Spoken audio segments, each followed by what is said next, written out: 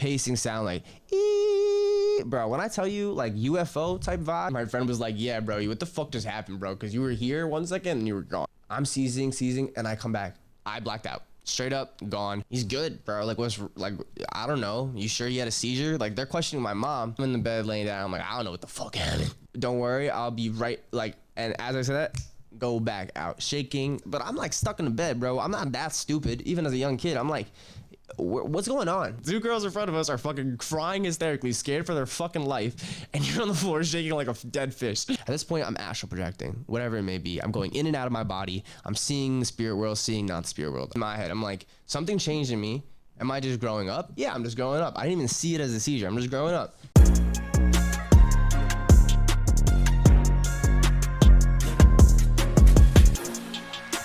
What's up, my friends? It's Mavin Kakkar back at it again with the Gentle Giant podcast. We are here with episode 2, and this episode is about seizures as God's message, as a question mark, because I am a patron of having a seizure. Seizures are a scary experience. I don't know if you ever have seen a seizure or have anyone in your family who has seizures, you know, older, younger, whatever it may be. But I've had seizures since I was a young lad. My first seizure was in 2nd grade. I will be very honest with you, even though I am brown and I should have my doctorate, especially with the conversations we be having on this podcast, I do not have any medical background. I did study a little bit of biology in the past, but I don't know too much. Even though I have these conditions, I never really looked too far deep in the actual medical reasonings for a lot of this, due to what you'll hear coming up. I had grandma's seizures as a young child. 2nd grade was my first seizure. It was actually the summer from 1st to 2nd grade. My grandma was over taking care of me and my sister, and I was in the shower. I was always taking hot showers. I don't know why I was obsessed with boiling hot showers. So hot showers on, steam all around the room. And I can remember the faintest glare in my eye, like the best way to explain it, like everything around me was shiny. I'm explaining this in the way that I'm like remembering it. When you guys remember stuff, do you guys like try and pick up on certain details that you kind of didn't pick up before, especially to explain that? Like, I know all story writers probably feel this way, especially when you're thinking back to an experience that you had or whatever it is. So for me, I'm kind of exaggerating certain things, but this is kind of how I envision it if I try to visualize that moment or experience again. So it's all glossy, it's foggy. My parents have a transparent glass in their shower, so like, I'm not gonna lie, bro, things are already trippy. Like, as a young child, I'm only like 7 years old at the time, so I don't even know what tripping is, but like, things are glary and shiny. My grandma's outside. My grandma is very old traditional, like oil massages, make sure everybody feels good and ready and relaxed to go to sleep and vibe out. My grandma's waiting outside, just waiting for me to come out the shower, whatever it may be. I remember getting out the shower. I'm barely drying off, like water dripping down my back kind of vibe. And she starts saying, okay, come, let's do the oil, tail massage, what she said, tail. And I'm going to next to my mom's counter. She's this brown, long dresser, still there to this day, and a TV above the dresser, which is a funny story that maybe I could tell another day, how that TV fell on me one year. But she's starting to like massage my body or whatever it is, and I can just remember this sound, this like pacing sound, like bro, when I tell you like UFO type vibe, like I think back to all the sci-fi movies I watched or whatever it was about aliens and shit. Maybe this is why I was so fascinated as a young kid, but like it was just like it was literally that sound, like with like the hound of, I don't want to blow the mic out, but it was a howl of a whistle like in my ear. It was different than like the regular ringing in the ear people get, like the spiritual tenderness or whatever the hell it is, bro. Like it was different. It was like something that irked my body and my core, and I was just like, whoa, what the fuck is happening? What is this going on? And I blacked out. Straight up gone. My grandma had told me that I started shaking. My head hit the dresser, fell to the ground. Started shaking on the ground. She didn't know what to do, started screaming, calls my mom. I wake up on the ground. My grandma's on the phone with my mom, like, what the fuck is going on? My mom's like, I don't know. Mind you, my dad was always a open heart patient. So my mom was very, I don't know, say used to or adapt. Remember what I said episode 1, how trauma makes you different people and stuff like that. Like everyone knows that, your experiences make you different. So my mom was a little bit more adaptive, like, okay, something serious happened. I have to put on my brave face now and be a little bit more controlled, especially because my mom and other people are going frantic. So she did her thing. She came home and I'm in the bed laying down. I'm like, I don't know what the fuck happened. Like I'm sitting there like, why are you asking me? Like, bro, I was out the shower on the floor. Like I don't even remember anything happened.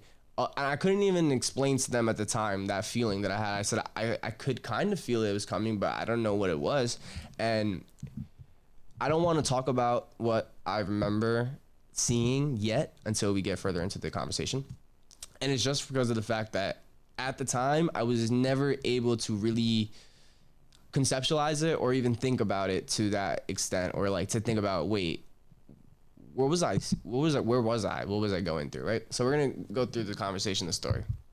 At this time, nobody knows anything, just my parents, my family, and my family's like, okay, how do we protect this kid? We go to the doctor, and the doctor's like, all right, let's run a bunch of tests, as they normally do, hospital, wires in the head, EKGs, whatever the F you needed. And nothing comes back. Epilepsy, negative. Reasons for grand mal seizures that everyone else have, negative. Literally nothing wrong with my brain. I'm scoring high on IQ tests. They're like, yo, this kid's like, he's good, bro. Like, what's, like, I don't know. You sure he had a seizure? Like, they're questioning my mom at this time, and my mom's like, I don't know. My grandma saw him faint, so maybe it's a faint. We go to a neurologist. My neurologist is saying, well, he does have headaches, which I did have at the time. Like, I had a lot of headaches. Like, I'm talking about headaches that would put me in concussive states, could not move out of bed, and I was only like 4 or 5 at this time, 6, 7, like having these headaches. So we went to the neurologist. She's like, okay, this might be something going on here. We had more stuff happen, CAT scans, MRIs, whatever it be. Everything negative, negative, negative, negative, negative. This kid is perfectly healthy. This kid is perfectly fine. And I'm sitting here like, what the fuck is wrong with me, bro? Like, even as a little kid, like we're thinking about, oh yeah, I'm going to the hospital. They have the child center. They're giving me video games, but I'm like stuck in the bed, bro. I'm not that stupid. Even as a young kid, I'm like, what's going on? Like, hey, does anyone know what's going on with me? And I'm hearing these doctors tell my mom, yeah, I don't know what's going on with the kid, but we can give him this to try this. And my mom straight up said, like, no. What the fuck? Why am I gonna try something that we don't know is gonna work? We don't even know what we're diagnosing, right? So my mom clearly just was like, yeah, we're not gonna go that route. We're gonna go the route of seeing where things go. For 2 years, everything was fine.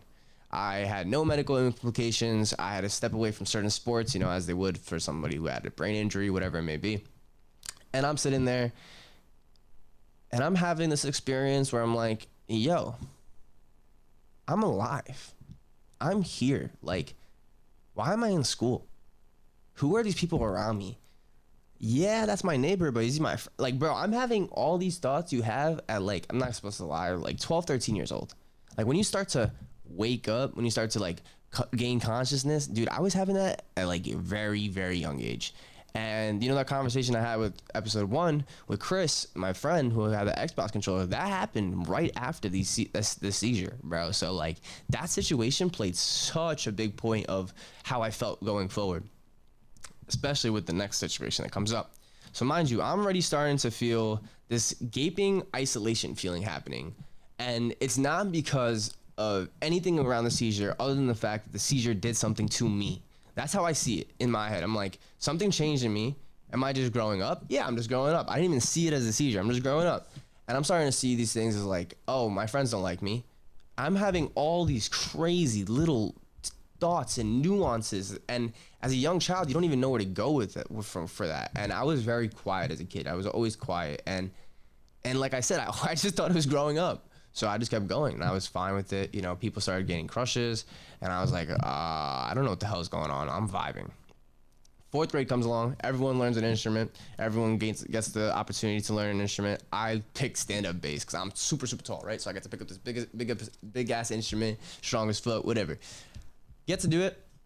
And we're sitting there one morning and it's orchestra practice, right? And the band kids are outside because they get to go right before we go to the main room or whatever the hell it is. Or I don't remember what happened. Just all I remember was my whole grade was there. My grade, my whole 4th grade of my elementary school was there. And I was practicing the bass and out of nowhere, it came back. and boom. I remember this time getting hot, which was weird for me because I brought this up to my doctor later. I was like, she's like, do you remember anything different? Like, what happened this time? I was like, well, this time I got hot. Last time I was hot. This time I got hot. Like I was burning up and then I like fell, or I had that, whatever situation, or, whatever it was. So back to the story. I fall. I wake up. Everyone is gone. Like, bro, when I tell you there was so many people around me to no one around me except 2 teachers. One was my PE teacher. One was my orchestra teacher, and one was a school nurse saying, the first question was, Mavin, are you okay? Has this happened before? My immediate answer was, yeah, I'm fine. Just call my dad. Straight up. It was like a movie for me. And I'm sitting there thinking like, wow, what the fuck just happened? The nurse is looking at my head. I'm like, what happened? She's like, oh, you fell and the base hit your head. So I'm looking, I'm like a huge bump on my head. I'm like, wow, the base literally fell on my head. I have a friend named Peter Valente. I shouldn't have said the last name, whatever. We're really, really close at this point, right? And he's literally my orchestra mate right next door. We connected way further down the line. We talk about this experience for good. And he actually confirms what happened next is kind of what happened, okay? So the bass falls on my head. Everyone is crying, bro. Like, he tells me straight up, he's like, you were shaking, bass falls on your head. 2 girls in front of us are fucking crying hysterically, scared for their fucking life, and you're on the floor shaking like a dead fish. And I'm like, oh, okay, cool. That's kind of funny. And he's like, yeah, nah, bro, this was scary. I was like, oh, okay. And that was the first time where I was like, oh, something just happened to me. I was trying to figure it out. And you know those movies where people are like, oh, they're going to come check on you and, they're going to make sure you're okay. No one checked on me. My family did, God bless. But, like, no one in school did. But mind you that this consciousness, this feeling of waking up has already started. So I'm, like, here in the hospital, like, this time is different. I'm like, I'm pissed off. They can't figure out what's happening. Now, everyone in school probably thinks I'm a fucking weirdo. They're not here with me. No one cares about me. No one's checking up on me. And then as I go back to school, what happens? That feeling happens 24/7. And on top of that, the kids around me are constantly like, yeah, we're scared of you. We don't know when the fuck you're going to flip out and break out and do whatever. So please step away. I even had 3 best friends that I had my first sleepover with because my dad was in the hospital for his heart surgery or whatever. And I remember specifically telling them, like, hey guys, just to let you know, I do have seizures if I do have this, like, and they're all like, what? I'm like, mind you, these are my core best friends. So they had no problem, getting the duty and respectfully getting it done. But like, it was something where I could see the physical change of it. I had a few more seizures going forward. I had a seizure in the school bus. And my friend was like, yeah, bro, what the fuck just happened, bro? Because you were here 1 second and you were gone. I was like, yeah, I'm gonna call my mom. One experience was crazy. I went to my mom's office and I remember going to the bathroom in her office and I literally had a seizure in her bathroom. And she's like, hey, you okay? You were in there for a minute. I was like, I was? Like, I didn't even know, bro. And now I'm thinking back, I'm like, yeah, I definitely had a seizure. Now, I want you guys to know something, that these seizures are really, really infrequent. I'm talking about once every 2 years. Like, times where the doctors didn't find any pattern. There was no pattern with how we would move forward with treatment or anything. And I'm sitting there and I'm thinking, like, each of these seizures are making me fucking more, like, screwed up in my head. Honestly, that's exactly what's happening. I'm like feeling my body shake and my brain shake, and I'm feeling myself wake up. And I'm thinking to myself, what can I do from here to make myself better? Mind you, I go through the whole experience of depression, trying like feeling really, really isolated, suicidal thoughts, ideations, whatever it may be. And that experience alone was a lot. Led me down to a very spiritual path and trying to find, a better way of implicating my mental disorders at the time, which we'll talk about in another conversation, another day, as I always say. This is not the story. Well, those implications led me to believe in a lot of spiritual beliefs of what mental health and disorders were. So I go on this crave of thinking that I'm right, as most rebellious children are, and smoking pot every day, and thinking this and doing that, and making mad music, and going. And at the time, I had a very well-paying job. For a young kid, I had a well-paying job. God bless my parents; they really helped me make those connections, and I didn't see that connection at the time. Sorry, mom. Sorry, dad. But I was doing crazy things as a young kid. go to college finally, and I'm like, yes, a new experience, a new day. No one knows who the hell I am. No one knows about the seizure shit. Let's figure this out. Let's make music thing possible. That was the main goal, honestly, going to school. Is like, let's try and figure out how I can make the music thing possible with, you know, having a new environment, having new people around me who don't really know my story, who don't really know where I'm coming from. So I deleted my music too. I was like, this is my new music, da da da da. And I was just trying to go crazy with where I was at. And I found this girl who I fell in love with, whatever it was, my first girlfriend, like real girlfriend at the time. And, you know, we partaked in a lot of different things in our relationship. You know, I was the kid who had already tried a lot of things, who'd been through some stuff. So one day we were inclined to take LSD. So we take LSD. I have taken it a few times before, but this time definitely different. We took LSD and we went for a walk with my dog, Mooney. And on the way back, I literally told her, I'm like, yo, I have to sit down. The world is turning blue. I want you guys to remember blue for next episode, okay? The world is turning blue. The only way I can describe it is if I was in Astro World and the city turned into a roller coaster from like Percy Jackson, like, you know that the part where he goes into the casino? Imagine that, but like it was on top and inside the city, tripping. Blue skies, I could see like more roller coasters in the stars and everything. I'm like gone, bro. I'm like, yeah. Then please just get me the fuck home. Like, please.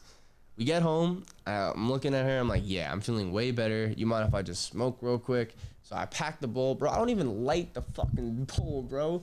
And I go down. Mind you, this time I did not hear the I just went down. I'm shaking, convulsing. And this is when the experiences start to be weird. I'm there in the room feeling everything going on around me except my body. I'm feeling nothing in my body except everything around me. I could hear, I could goddamn smell my dog breathing down my neck when she comes running towards me. I could hear my girlfriend at the time screaming, Mavin, Mavin, you know, screaming like, oh my God, please, what the fuck? And I'm seizing, and I come back. I literally like this. Hey, yo, I'm okay. Don't worry, I'll be right. Like, and as I said that, go back out, shaking. And when I tell you, I felt this presence of an entity, you know, there. It was super, super large. Kind of had, you know, Naruto, the big toad, but it was green. And it was super, super big, and it wasn't a toad. Like, that's kind of the best way I could explain it. And it was just there, and it started, like, I don't know how to explain it, bro. It was, like, just staring at me, but, like, staring at me with the passion of, like, hey, I'm here. And then I come back to the real world. My girl's screaming. My dog's clawing at me. I have literally scratch on my face, my arm, because she's like, what the hell is going on? She's my ESA at the time, too, so she's super scared. Because she has no idea what's going on. And my girl, and I tell my girl, I'm like, do not call my mom. I'm okay. I'll be back. Boom, gone. And I'm talking to this entity. I'm like, yo, bro. At this point, I don't even recognize it. I'm like doing this back and forth transformation, going back and forth. And I'm like, yo, bro, like, what is good? Why are you here? Why am I not with my girl right now? What is going on? And I remember him telling me this, like, very specifically. He's like, do you recognize what you're doing now?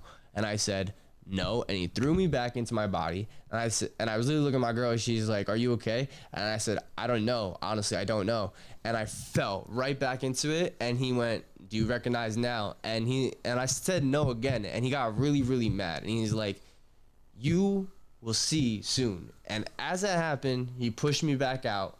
And I fully fell out of whatever that trance was. And I remember literally sweating, like, you know when you find someone ODing, it kind of looked like that. Like, I'm not gonna lie, it looked like I was overdosing, and that's what my girl thought. That's what I thought at the time too, to an extent. And she finally asked me, are you okay? And I'm like, yeah, I'm fine. Like, I think I'm okay. Like, I'm just gonna lay down in bed, come lay with me, I'm cool, let's just breathe, chill out.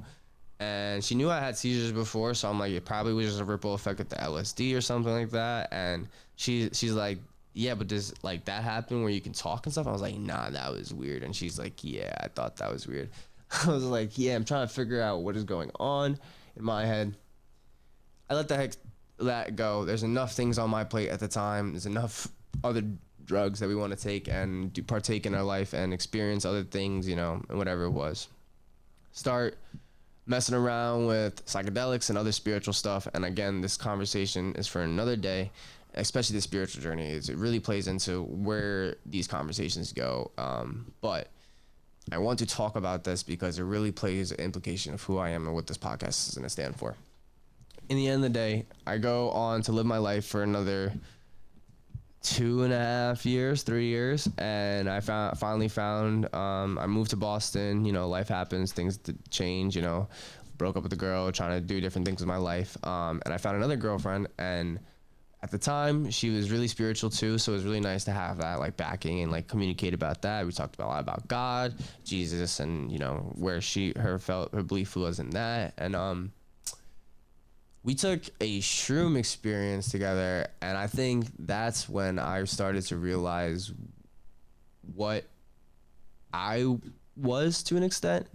And this is her first time taking shrooms, my first time taking shrooms with her. And I remember her just like blacking out to an extent. She's like, yo, Mavin, I'm just not feeling too good. I'm gonna lay down. So she lays down, and then out of nowhere, she's like, yo, Mavin, can I have paper and pen? Sure.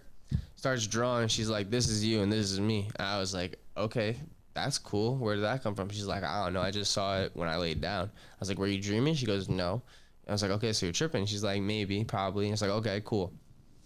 And I'm starting to think about it, and she's like, Mavin, do you feel that? And I look around and I'm like, nah, I don't see nothing. She's like, no, do you feel that? And I'm like, yeah, it's shrooms. She's like, no, do you feel him? And then I looked over there and I felt it, and I was like, yeah, that's weird. And she's like, yeah, I'm scared, come over here. So I hugged her for the rest of the night, and we were kind of just like trying to distract ourselves from this feeling of somebody being in the room with us. Like, it was so weird. I can't explain it any other way. From this point on, we stepped away from taking everything because, you know, that experience was a lot, and we were going through our own things. I did not stop.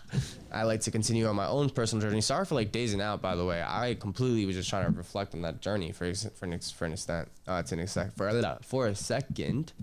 Anyways, I continued on my journey. About a year later, we were broken up, and I had gone to Florida with 3 of my friends, 2 of them from Pittsburgh and 1 of them from my home.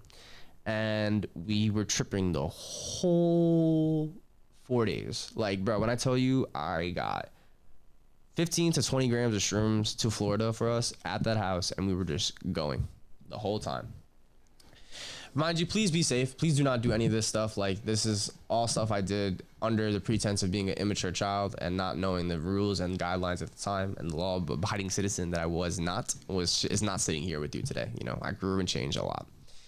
Anyways, I taking shrooms those 3 or 4 days straight, and I remember my friend, we were sitting outside in like, you know every summer villa has like the little cool little chairs, fire pit spot, and the dining table. So we moved from the fire pit to the dining table, and my friend goes, yo, bro, I'm just like, oh, no, sorry, that's wrong. We're sitting on the dining table, and we wanted to go to the fire pit, set up the fire pit, do all that. And he goes, yo, bro, I'm just like not feeling it right now. Like, I am dead tired, like I don't want to stop. And then the other 2 guys are like, nah, bro, let's go sit by the fireplace, da. And I don't know why, it's out of nowhere, I'm like, yo, you guys want to see something cool? And they're like, yeah, why not? We're all tripping, whatever it is. I run inside, grab 2 crystals from my I brought at this time I'm starting to learn my spirituality, and I had a few crystals that I had carried like pretty much anywhere I traveled to, like anywhere. So I got Tiger's Eye and the amethyst I had kept with me pretty much everywhere. Oh no, Tiger's Eye and a Ronadite. The Ronadite I keep it with me pretty much everywhere. I gave my friend the Tiger's Eye, but before I did, I said, please give my friend the strength to get up and give him the willpower. And I gave it to him, and he's like, what the fuck is that gonna do? I was like, sit and watch. They go like, what? And I don't know why, but I sit there and I calmly just like start thinking to myself, get up, get up, get up, get up. And I'm like thinking about my friend, and he like, dude, when I tell you he jumps up, like jumps up like he's seen a fucking ghost or a spider. He's like, yo, mate, what the fuck? And I was like, I told you I was gonna get you up. And he's like, that is crazy. And I was like, I know. And that's like one of my first times really experiencing that type of energy movement and even feeling that I could even do that. Like, bro, that was such a whimful. I thought I was tripping ball sacks. Maybe we were tripping ball sacks and he just confirmed it just getting up while I was doing that or whatever it was. Mind you, it was the span of like 30 seconds to a minute. Like, it was very quick. All right. At this point, you could tell that I'm going through a lot of spiritual experiences.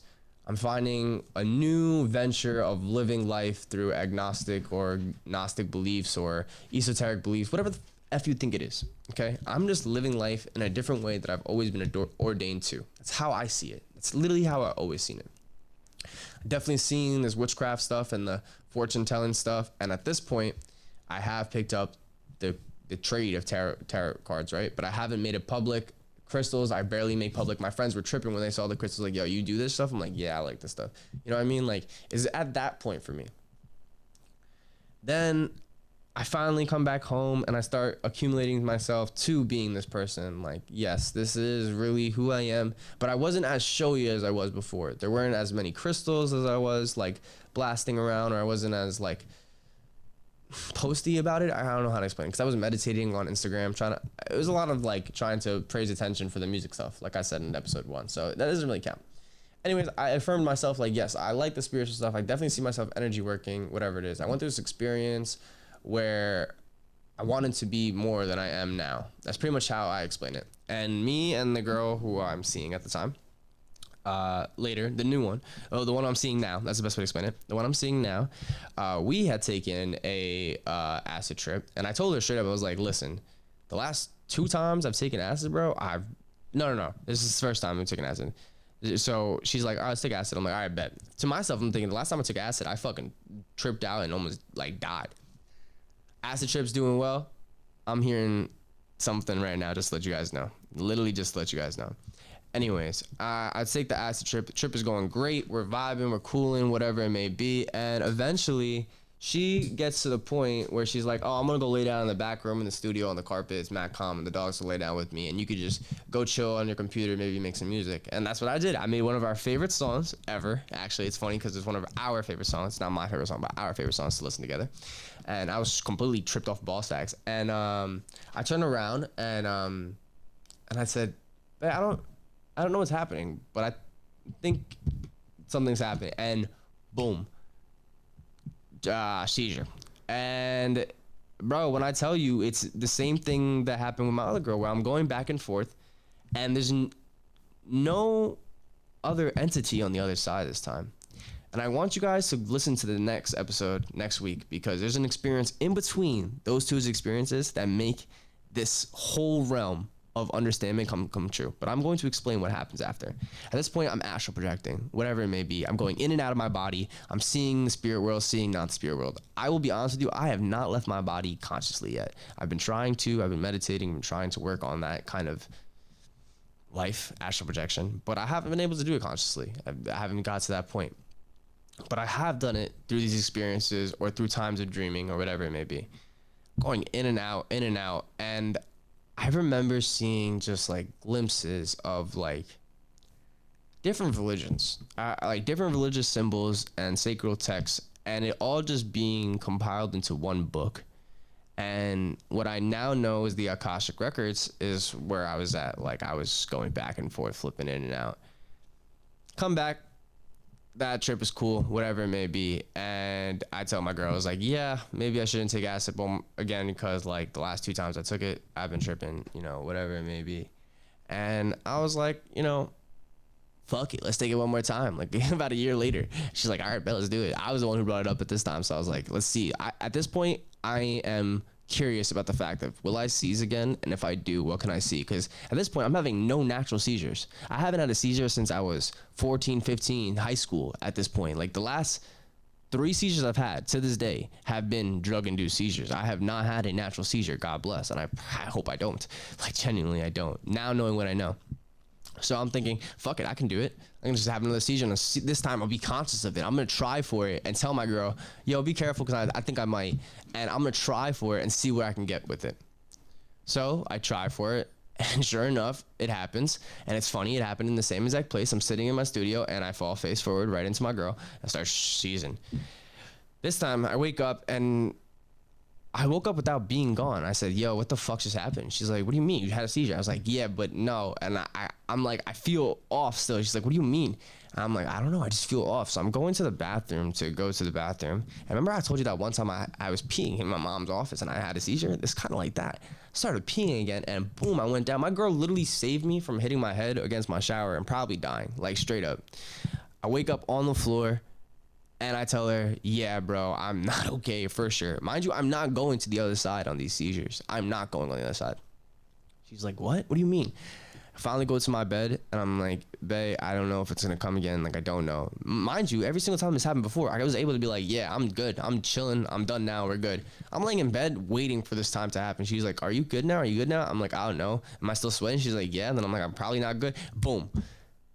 And I remember being gone into the craziest savannah you could ever see. Like the most beautiful Lion King savannah times 10 on trippiness. And all around me were these beautiful green and blue entities that I cannot even describe to you to this day. And above all of it was two beings. One angelic eye, as people see as the biblical eye. And above it was a fucking bright ass golden light. Whatever that was, it was. And I came right back and I told my girl, I'm good. I'm set. And to this day, I've had no other seizures. And I want you guys to come on to episode 3 because I'm going to start talking about more about what I've been seeing, what I've been experiencing with the spirituality and the energy